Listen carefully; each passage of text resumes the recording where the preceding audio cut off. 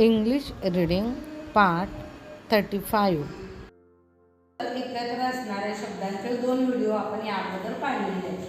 आता 2 स्वर एकत्र असणारे शब्द आय सोबत दुसरे स्वर आले, आय सोबत ए, आय सोबत ओ आणि आय सोबत ई. तर त्यावेळी शब्द कसे वाचायचे ते आपण पाहू. 2 स्वर एकत्र आल्यानंतर दुसरा स्वर विसरायचा, दुसऱ्या स्वराला विसरून जायचं.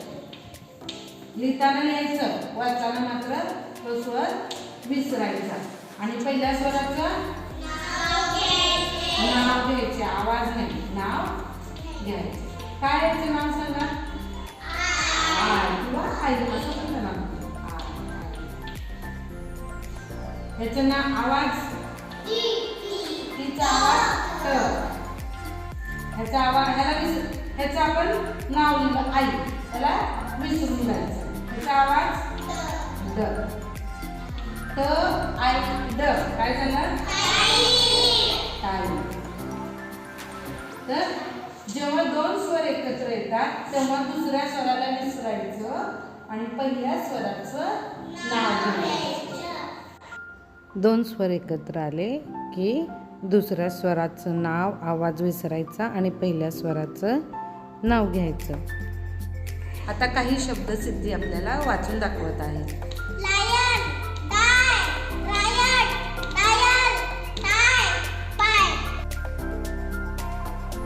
Word reading. आय सोबत ए, ई किंवा ओ असणारे शब्द.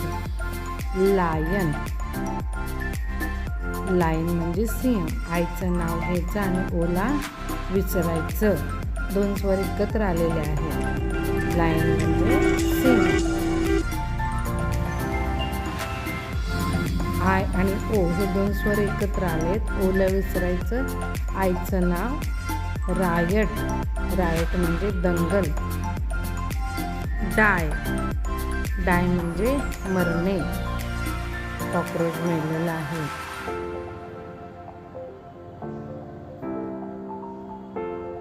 क्वायट. हिला आपण विसरलो.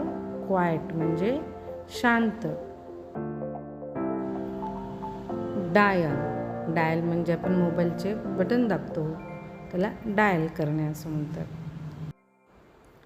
लायर. लायर म्हणजे खोटे बोलणारा. डाईड. डाईड म्हणजे मृत, मरण पावलेला. लाय. लाय म्हणजे खोटे बोलणे.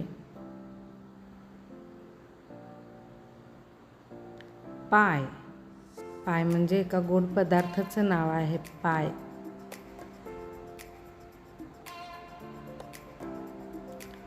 टाय. टाय म्हणजे बांधणे. आपण शूजचे लेस टाय करतो, बांधणे त्याला टाय असं म्हणतात. क्राईड. क्राईड म्हणजे रडला, रडले. क्लायंट. क्लायंट म्हणजे गिऱ्हाईक.